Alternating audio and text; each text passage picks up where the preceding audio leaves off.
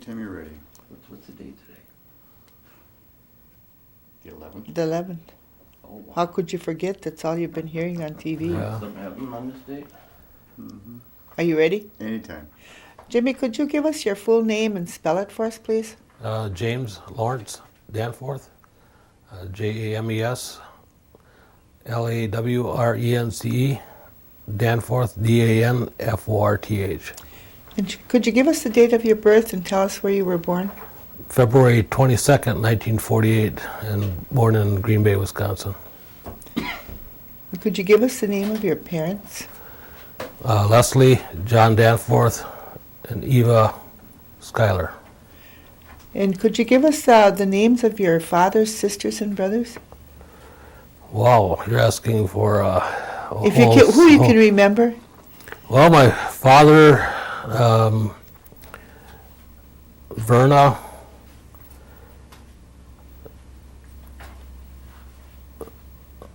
Exilda,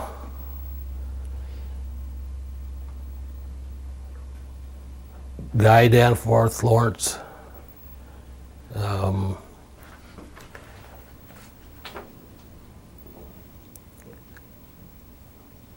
boy, I was stumped here for a second on this couple of Carl Danforth, and then he had one other brother that was in the Army.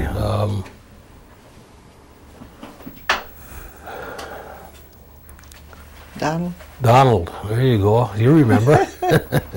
One more sister. Zilda. Grace. Okay. Well, And could you give us the name of your mother's sisters and brothers? the brothers, Lester Schuyler and Joe Schuyler, Pearl McLester, my mother Eva, Mary, Barbara, Harriet, Cleo, I think that's Evelyn. Oh, Evelyn, there you go. And Evelyn, there you go, 7 sisters. Have you had any thing to do with the tribal government? I guess you can say developing tribal law enforcement. I guess it would be considered tribal government. Okay. What about your grandparents? Do you remember their names? Grandparents on my father's side was Amy, and his father was John. Okay. Do you know if they had any sisters and brothers? Any that you can remember? John I'm not sure of, but Amy had these several sisters. I remember working at their homes quite a bit, but the names are not coming back to me right now.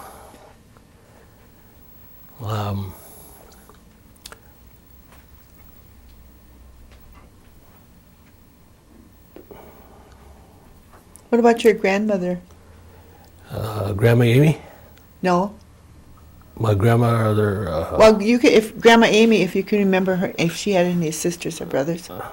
Like I said, Amy had a couple of sisters, but they're just the names are just not ringing a bell right now. Okay.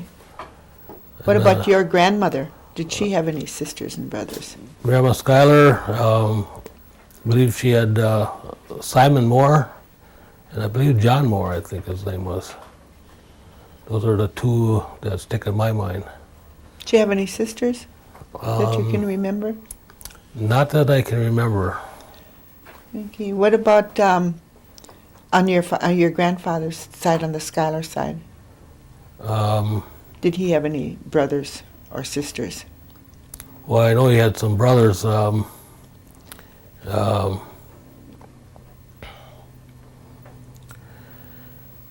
One that sticks in my mind the most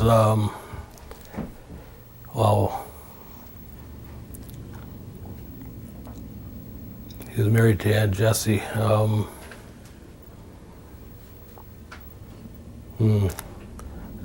first name is not ringing a bell to me.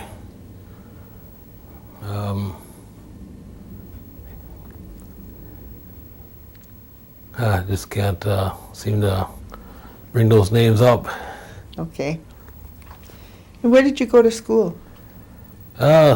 Went to grade school at Chicago Corners. Probably about just over a mile down the road from our house. And where did you go after that? Well, after Chicago Corners, I think it was 7th or 8th grade, for whatever reason, they had to close up the school there for a period of time, and we went to Crystal Springs grade school. And then right after Crystal Springs, which is located just the other side of Seymour, then I went to high school in Seymour, Wisconsin. Did you graduate from high school? in Yes, I Seymour? did. Mm-hmm. Okay. When you were living on, where did you say you lived? Lived on County Highway H, about a mile north of Chicago Corners, which is Fish Creek Road. Okay. And did you have running water and electricity? In the early years, no, we had no running water and no electricity. Everything was, we did have a well, but we had to carry the well in or water in from the well, and for light we used a kerosene light. What was it, lamps? Lamps, did you use? kerosene lamps, yes. Oh, okay. What are some of the childhood memories, things that you can remember from your childhood? Well, growing up and everything was sports to me. I mean, as far as being involved in different activities. I mean, it was you name the sport, and I probably played it just about. And but a lot of the other things involving having to work in the gardens, and I remember always having to go over to Grandpa and Grandma's and pick cucumbers and pick beans, and I remember always going over to Aunt Irene's and picking cucumbers and beans over there, and corn, and of course we made a couple pennies here and there doing the job. So a dime was a big thing in those days. What did you do with the money that you earned? Well, probably spent it on candy, and every once in a while, I guess we get to go to the show in Seymour, and so we spent some of our money doing that. Where did your parents do most of their shopping? A good majority of it was in, grocery shopping was down at the local Chicago Corners. They call it Chicago Corners. They had a school and a grocery store there, and they did some of the grocery shopping here right in Oneida at Schrader's and Morgan's store, and I believe some of the other bigger items they either go to Seymour or Green Bay. Do you remember what the name of the store was at Chicago Corners? That was Moss's store. Did you ever know why they called it Chicago Corners? No, I don't. I never really got the story behind that. But this so happens I heard it not too long ago on the news. They had a weather report, and here they said weather report at Chicago Corners. I got a big chuckle out of that. Oh, I guess so. Did you go to further your education after high school at all?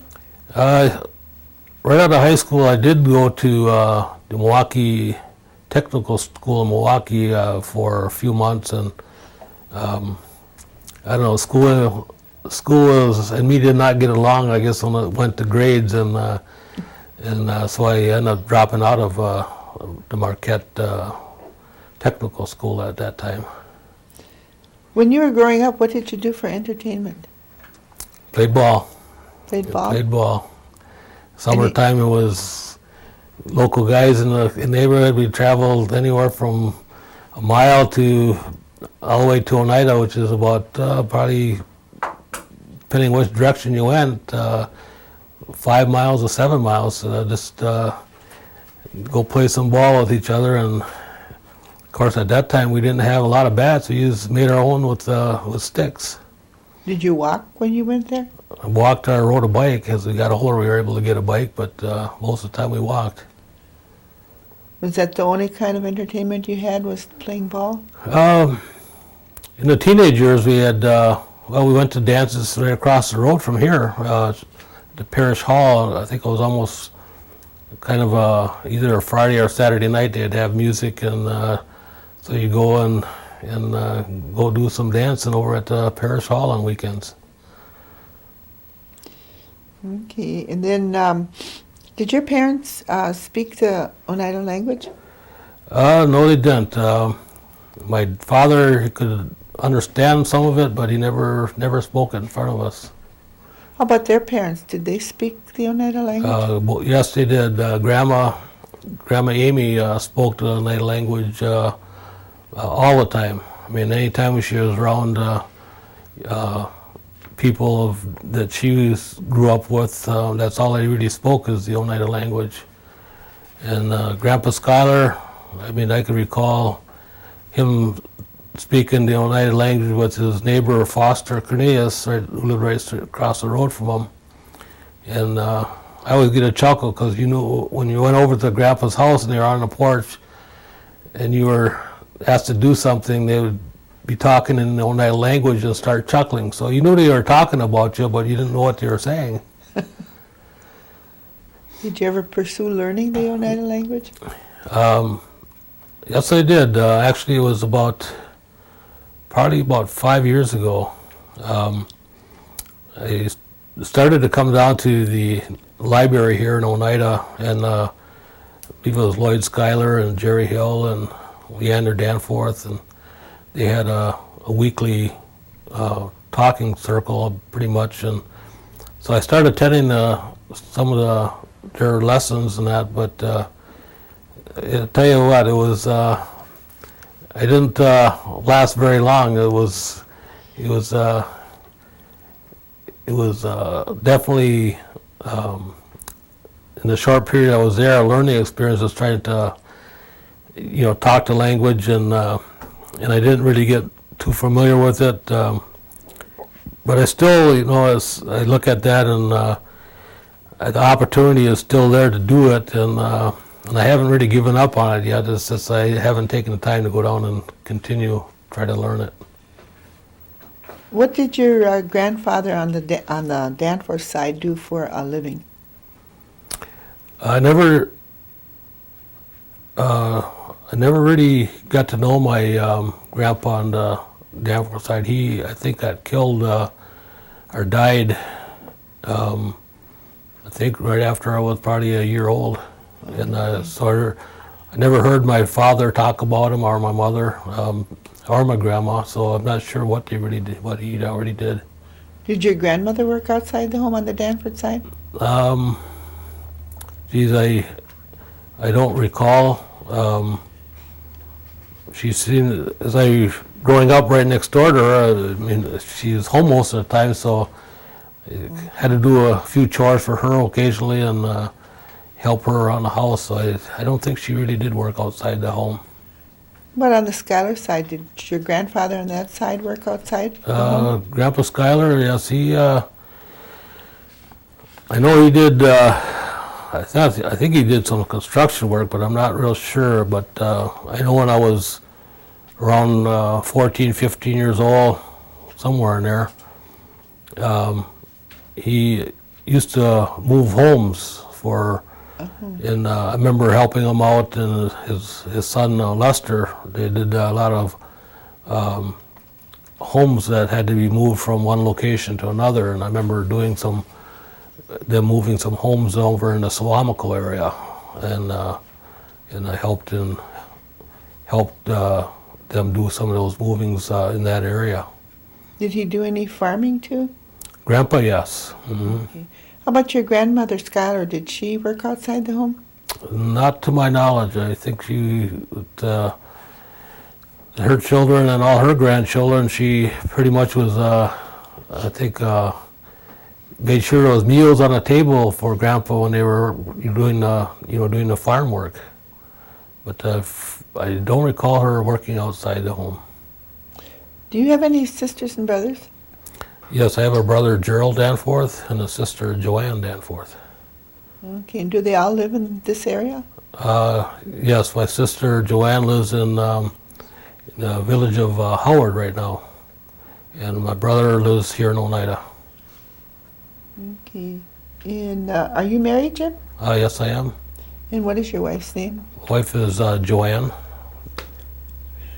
Do you have any children? I have 4 children. And what are their names? My son, Dan Danforth, Danny. Chris, Jessica, and Kelly. Okay. Do they all live in this area also? Yes, they do. Okay. Do you know if your parents or your grandparents did any practiced any cultural things?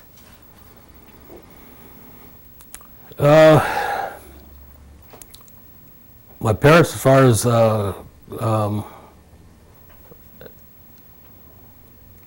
my father actually kind of ran the local homestead after his father had passed away, and they had I believe some pigs, and I don't remember seeing cows, but I know Grandpa had cows, Grandpa Schuyler, and they lived right next to each other. So, but we had to, like I said, my father, Leslie we had a few pigs in the house or on the farm. It was a small farm at the time, and trying to think, they had chickens as well, but that was pretty much the extent of what I recall. And where did your father work?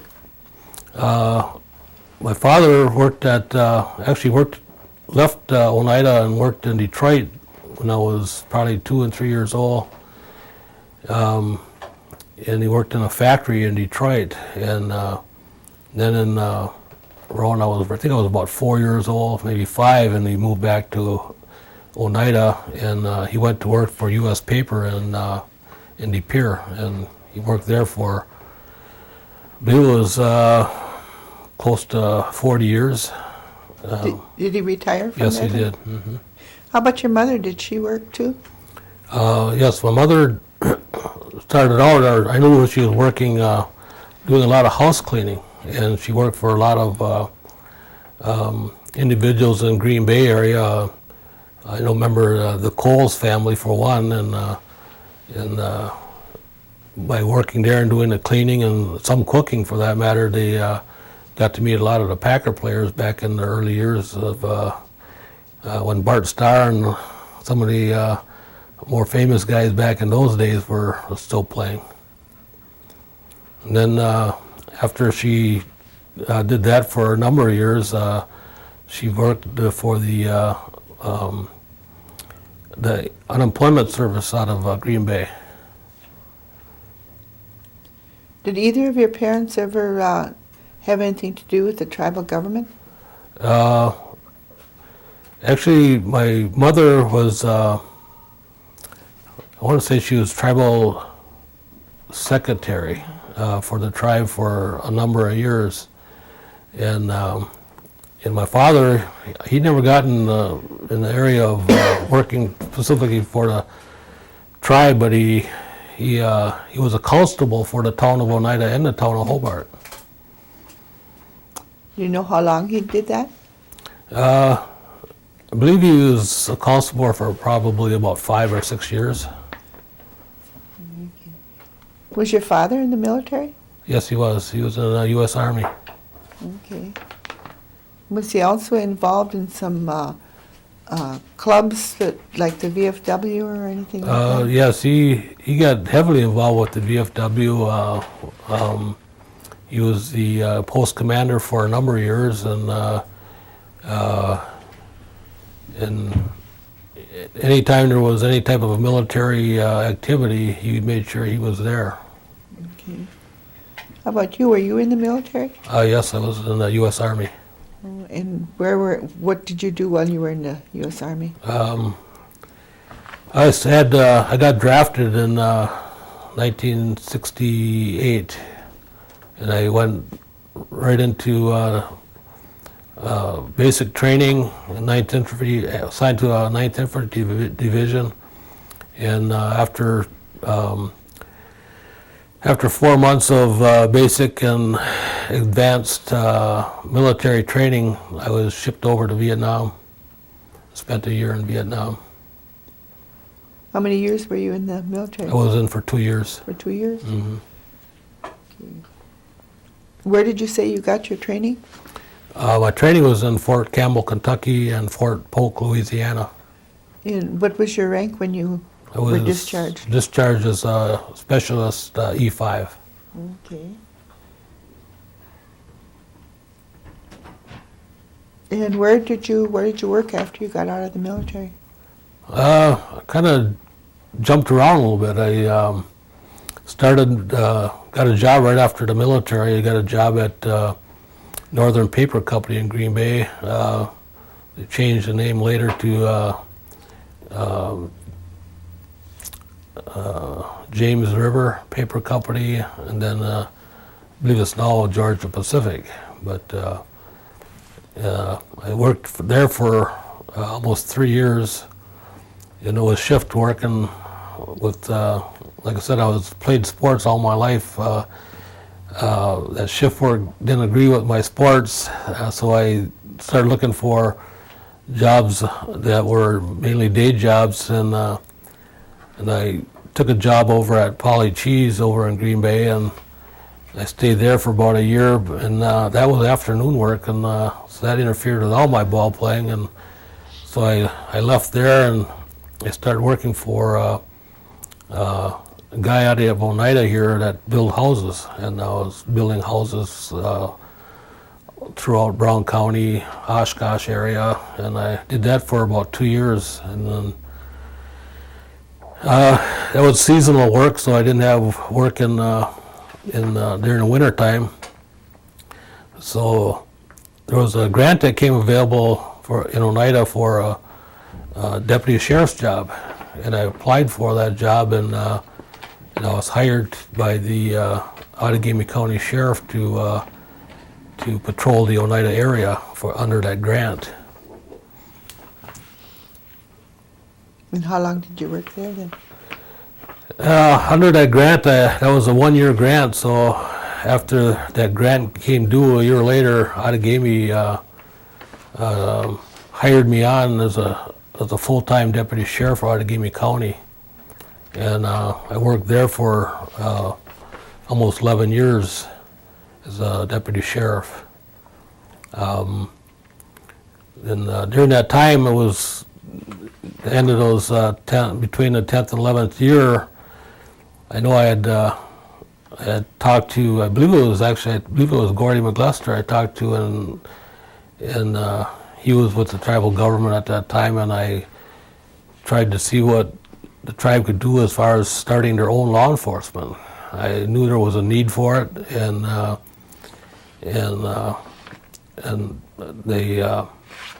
it was brought forward to the General Tribal Council back in, I believe it was in 1973, 74. And it was basically voted down, I guess, as far as developing just law enforcement. But then it was brought back forward again in late 1975, and I don't know, 1985, I should. And it was brought back forward again, and they agreed that it was time to start its own law enforcement. I applied for the position along with 4 other candidates, and I guess I could say I was the lucky one chosen to start our police force here in Oneida. And I worked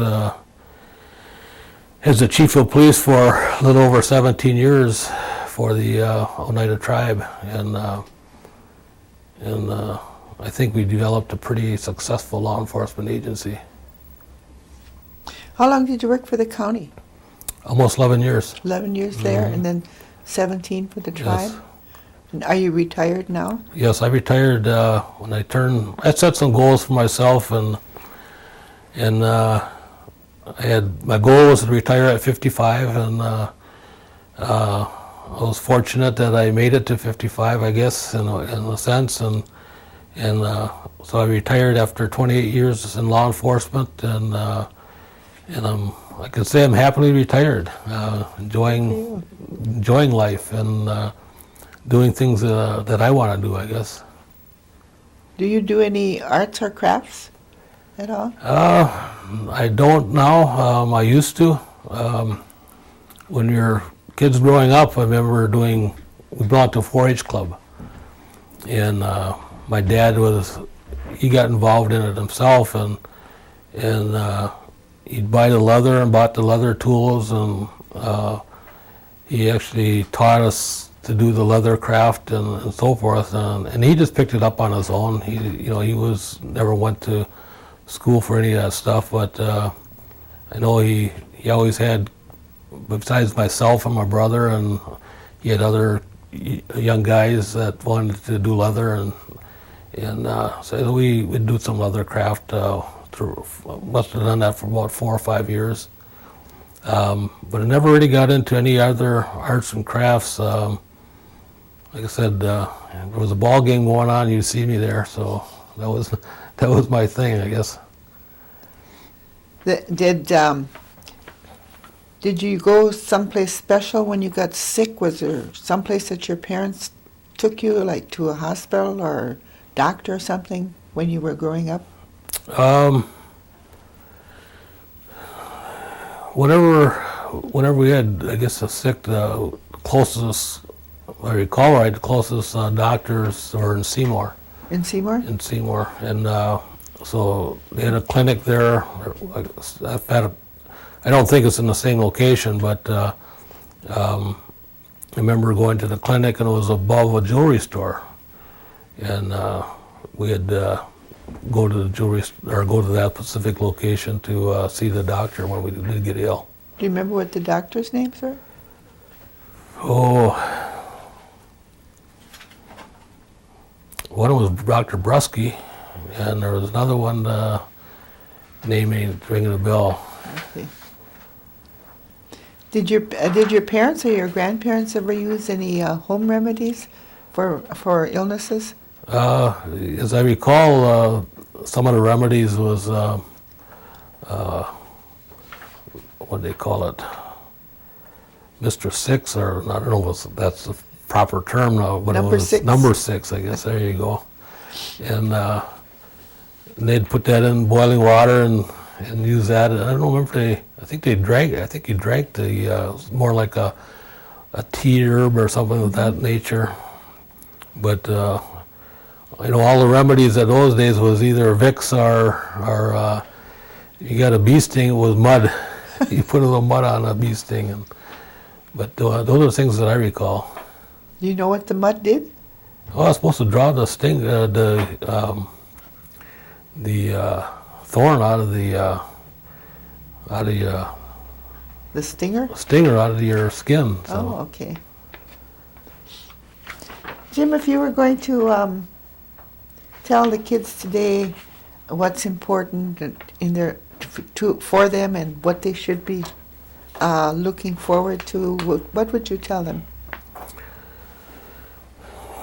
Well, I guess, when I think we all can look back at our things that we did as kids, and and we all had our bumps and bruises, and may have went down the wrong road here or there once in a while, but drinking and smoking,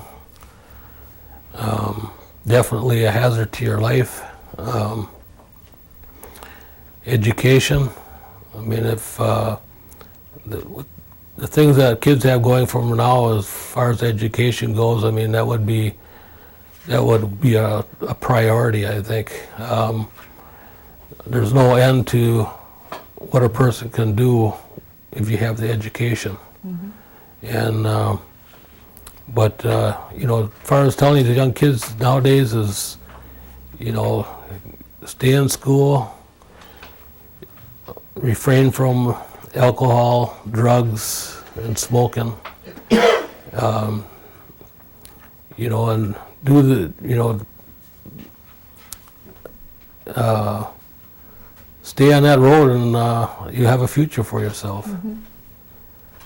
What do you think about the per capita? Oh, per capita. I tell you what, I'm against the per capita because I think the tribe could do a lot more with their money if they didn't have a per capita. For the amount of money that's been put out into per capita over the years, if the tribe would invest in some type of plan, so I don't know what you would call it, Social Security plan, tribal Social Security plan. If they would look at putting all that money into a pot, elders could retire at whether it be 55, 60, whatever the tribe set that goal to be, and receive a monthly check of anywhere from, I want to say, $1,500 to $2,500 a month. That's my guess. If they would look at that as investing based on what they're giving out right now, and everybody would benefit from it. When you look at our youth, our young adults that are out there right now, there are people that maybe need the money right now, but if we look at retirement, and I never started really looking at retirement until I reached probably close to 40 years old, 40 years of age. And at that time I knew if I didn't start investing and start looking at putting away for retirement, I wouldn't be able to retire. And with that per capita money that could be put in on a yearly basis towards that specific goal, I think it would be beneficial for every tribal member that's on the rolls to benefit from that. Do you know if they're looking at doing anything like that? I don't get into the politics of the tribe. I don't follow it that closely. I do believe that they have talked to about that in some way or shape or form. But it's not just the per capita or the money raising as far as funds go. And I think there's the other area I believe that would benefit the tribe is our health services.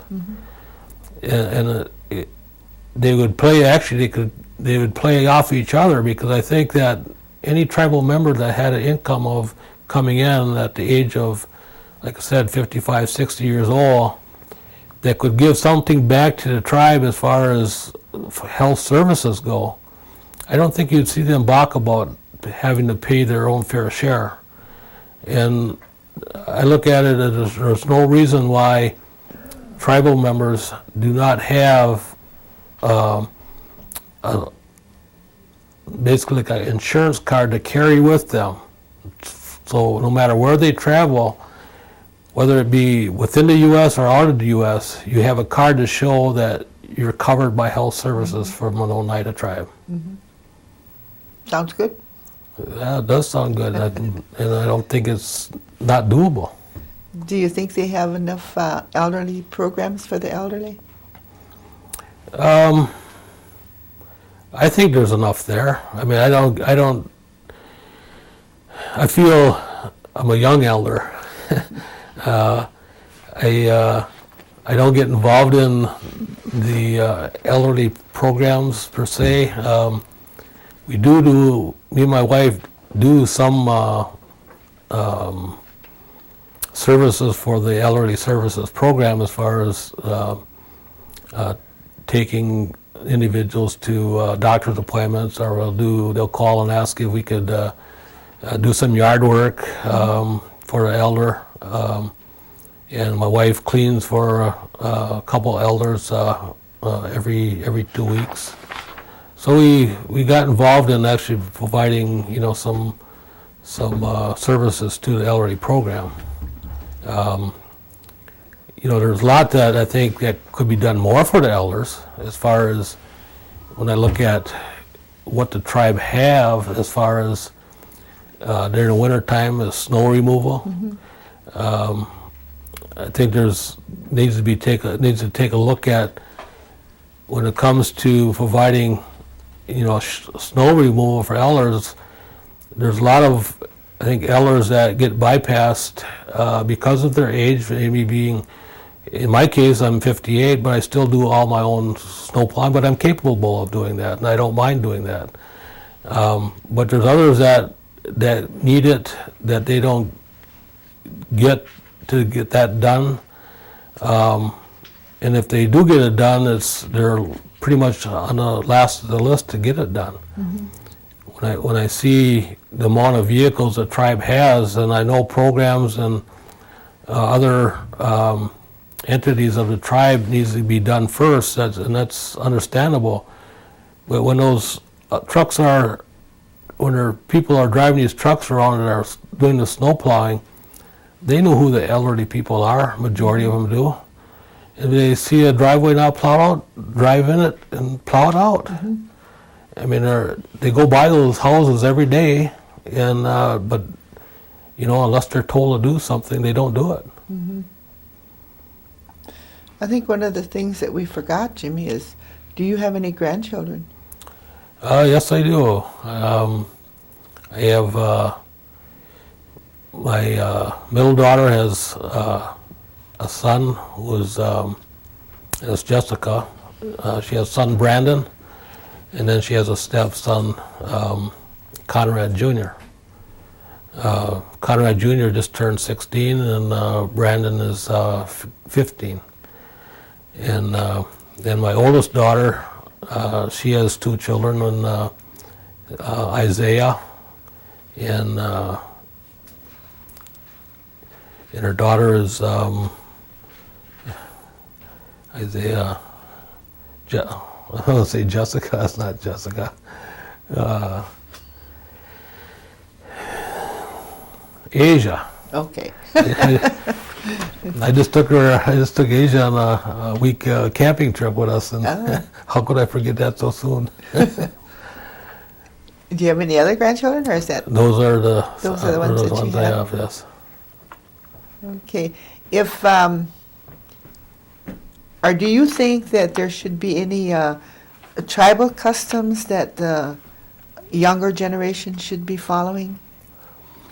Definitely. I think the language program that the tribe offers, I mean, I'm glad to see that they do offer that in the school. If you talk about the, not losing your heritage, I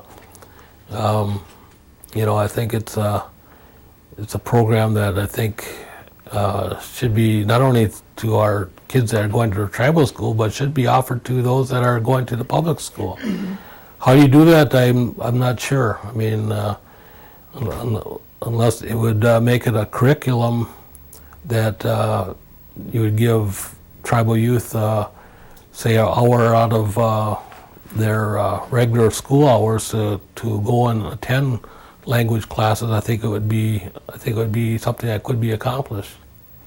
As far as the other cultures or the customs that from the sweat lodges, I've had an opportunity to do some sweats with not only our tribe but with other tribes, and I think they're very powerful. I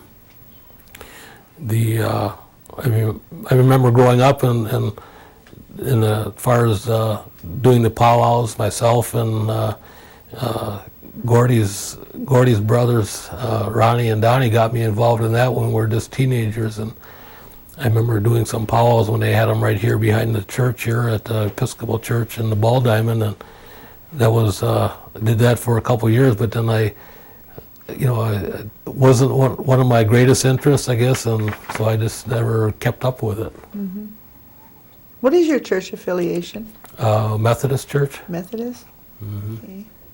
That's in Oneida? Yes, it's we got a number of churches in Oneida that if you want to belong to one, I mean, you can go in almost any direction and come across a church within probably 4 or 5 miles of each other. Okay, was there anything I forgot, guys? Well, yeah, there's one thing that was, Jim, could you give us a story of your involvement with the development of the police department? Because the police department here in Oneida is very unique compared to the surrounding areas or probably any other ones in the United States. And you were at the ground floor and you've seen it and were involved in the development from the beginning up to the time you retired. You started out with what, how many people? You ended up with how many people? You had a joint jurisdiction and the problems that you encountered. Could you elaborate on that in terms of the history of that? More than happy to. Well, when I guess I'll start back when, actually prior to even starting it, when I was a deputy sheriff for Outagamie County, and I was pretty much assigned to work the Oneida area. And in those days, that was, like I said, that was when I first started, it was 1975, so go back quite a ways when you look at what the difference between what Oneida looks now and what it looked back then. And as a deputy sheriff and responding to calls here in Oneida, when I was on duty and my counterpart Greg Paulus was on duty and we assigned Pacific to Oneida area, we could respond within a short period of time, meaning anywhere from 5 minutes, maximum 15 minutes. But when we were not working, it would take a sheriff deputy anywhere from 20 minutes to 45 minutes to get here, depending on the nature of the call. And not that there was a lot of calls, but it was, it was a need that, for those type of services to, get response from. And so anyway, when the tribe started its own police force, and I was hired as the first chief to start the program, and I was able to bring on actually there were security guards at the bingo hall gaming operation, and they were the officers, our security officers that were there at the time. They had all went through police training over at Fox Valley Technical College, and so they were actually basically certified to be police officers. This was a matter of, hiring to be a police officer. And so I was always able to take, I believe it was like 6 or 7 security personnel at that time, and bring them on immediately as police officers for the police department. And plus I had the luxury of utilizing already police officers that worked for both Brown and Outagamie County, and I was able to bring them on as a part-time officers to work for our police agency as well. And it was 2 officers out of Brown County, Bill Sauer and Teddy Hawk. And then, in Outagamie it was Greg Paulus, and then Ashwaubenon was Gary Ness. So I was able to utilize a number of already experienced officers to help with the 7 security officers that we brought forward. When we started the police force,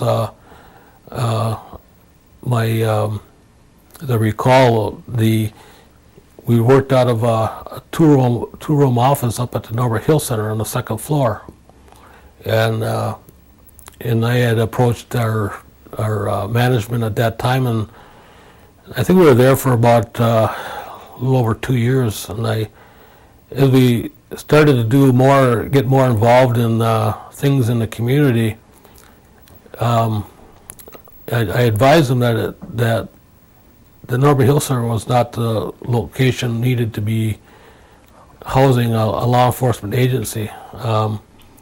And they agreed with me, and through housing we were able to obtain would be a community building over in Site 2. And they moved in along with the one office out of there and a garage, which made into more office space. We brought in a double-wide trailer that utilized those specific two buildings for our police force at that time. Once we got those two programs, or got that program moved over there, we started to expand. Well, in 1985, when we started the program, there was a number of things going on within the tribe as far as outside agencies, and I guess some of the agencies, mainly in Brown County, didn't want to see our police force develop. City of Green Bay did not, and actually there was the number of agencies filed a lawsuit against the tribe at that time, saying that we had no jurisdiction and we couldn't. Who gave us authorization to start a police force? And they filed a lawsuit saying that our reservation didn't exist. And anyway, they filed that suit, but we still continued to provide services. We started out with only, I think, 2 squad cars. We bought 2 used squad cars. One we bought from Seymour, the other one we bought when Brown County traded one in, and we bought another one.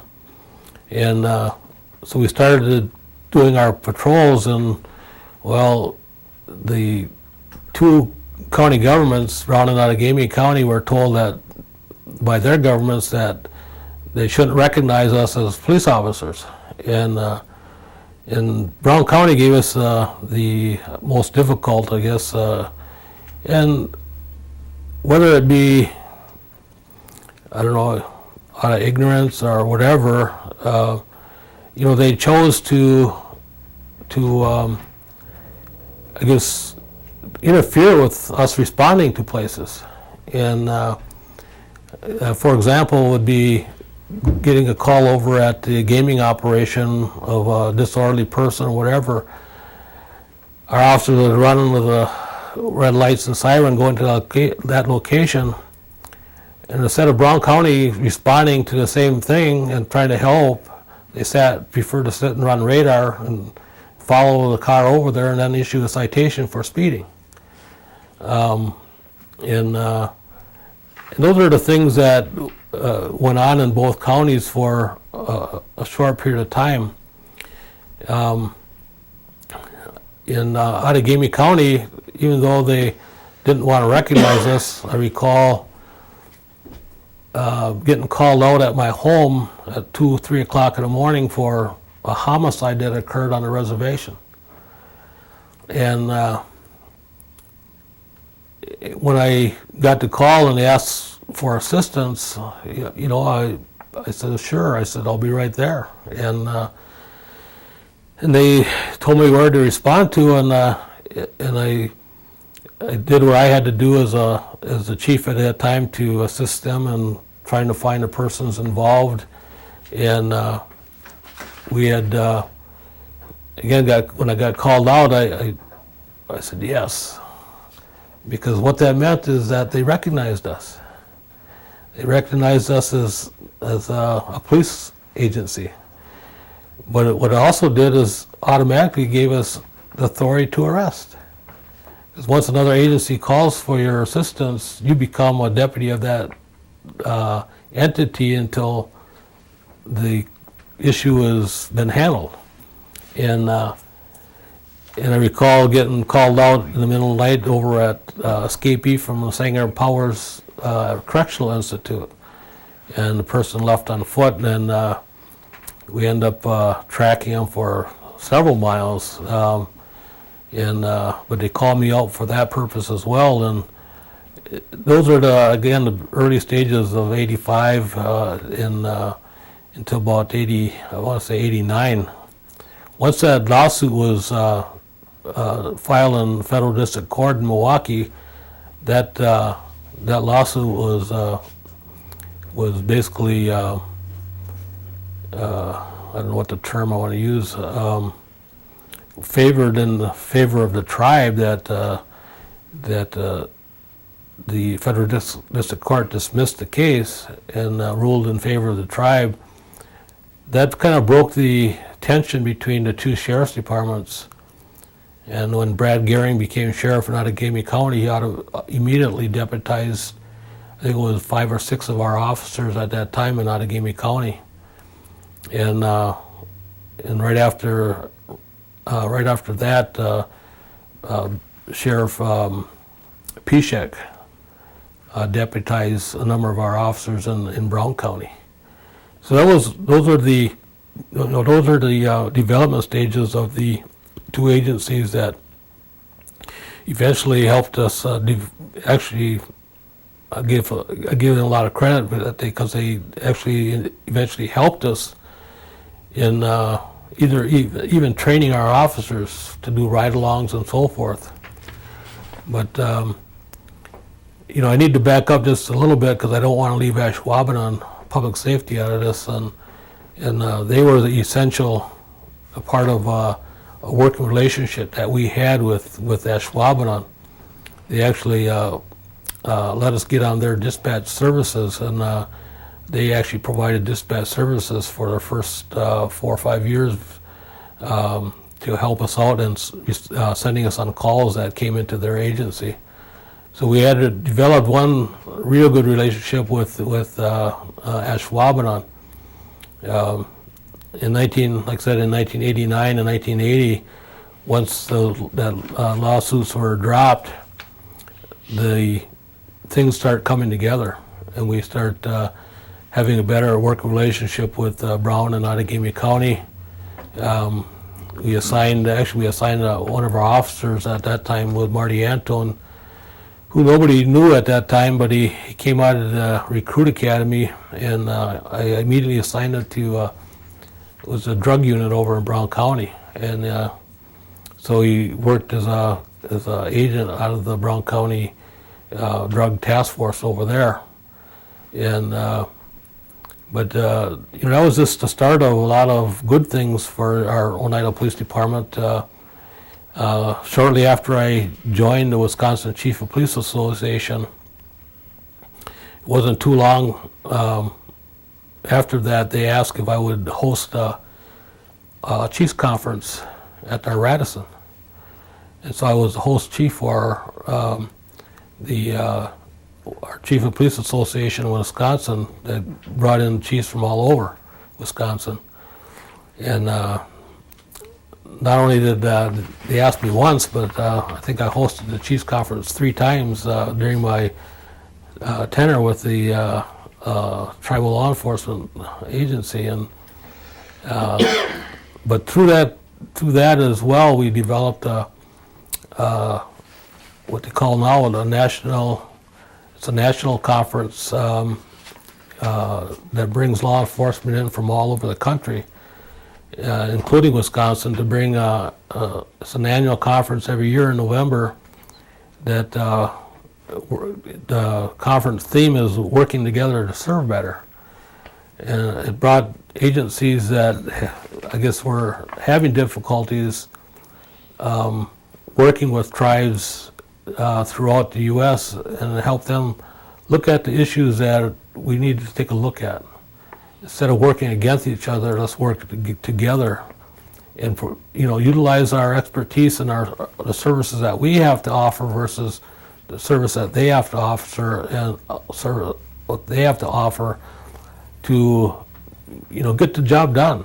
And it brings back what Gordy had said just a while ago about what today is as far as 9/11, and that's what it's all about. When a drastic tragedy of some sort happens, all these agencies come together as one. It doesn't matter what color uniform you got on, or whether you're tribal police force or non-tribal police force. They all work together. And when you see a fallen officer go down, they all come and there to support you and do what they can to, help you out in those difficult situations. So, those are those things that I recall as far as, looking back at our police force and development of our agency. And, you can look back at, like I said, the beginning of, you look at the buildings that we worked out of. You look at our our agency where it's located now, and look at I always say the state of the art, because in all my travels to not only tribal police agencies or non-tribal police agencies, there's not one like it. It's a unique building in itself, and people used to hear the comments this one shortly after it was built. Well, it looks like a ski lodge versus a police agency, and I chuckle at that only because when you look at police agencies, I think our police agency itself is a friendly. At least I look at it that way, as a friendly place to come where you're not threatened by the nature of the way it looks. It's got people, I heard non-tribal people come there, well, this sure don't look like a police agency.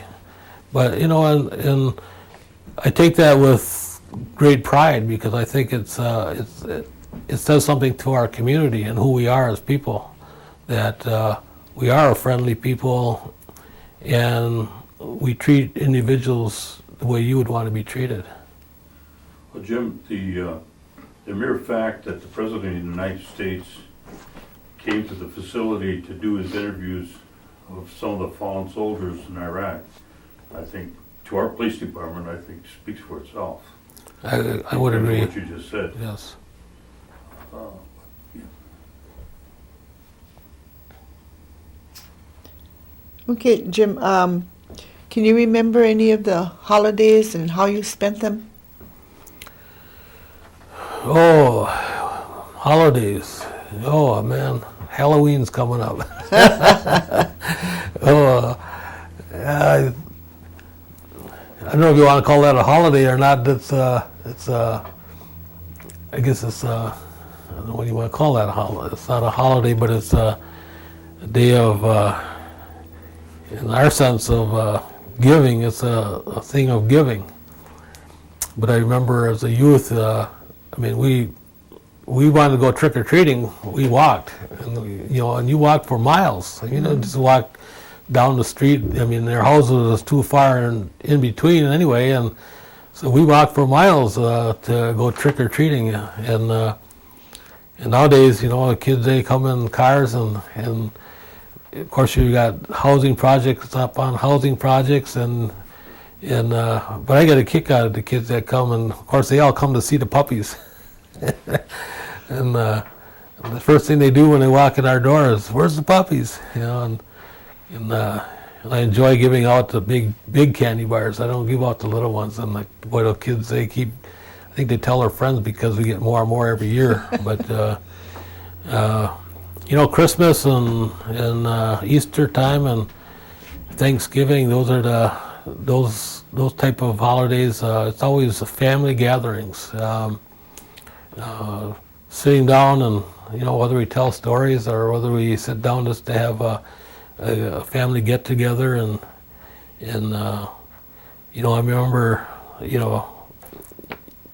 tribal, I don't know if it's a tribal tradition or not, but when you talk about family reunions, the Grandma Schuyler family and the Danforth side of the family, whatever, when you have reunions, you got anywhere from 100 and some people to 200 people coming to these family reunions, and some of your relation you don't see on a regular basis, but your family reunions, they all seem to come together and share.